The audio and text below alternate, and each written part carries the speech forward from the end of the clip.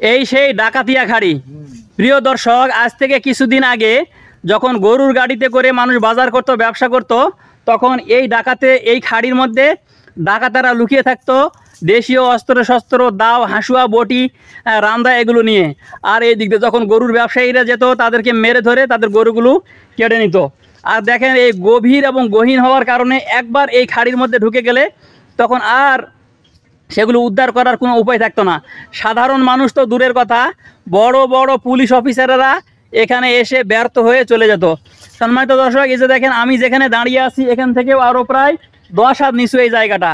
আর আবার আমার এখান থেকে যে উঁচু যে পাড়, ওই যে আপনারা যে পাড়টা দেখতে পাচ্ছেন, পাড়টা, হ্যাঁ, ওই পাড়টা এখান থেকে আরও মোটামুটি 15 হাত উঁচা। তাহলে 10 আর 15 25, তো শুধু 25 নয়, এটা আইডিয়া করে বললাম। আমার মনে হচ্ছে যে প্রায় 35-30 হাত নিচু গভীর একটা গহীন একটা খাড়ি।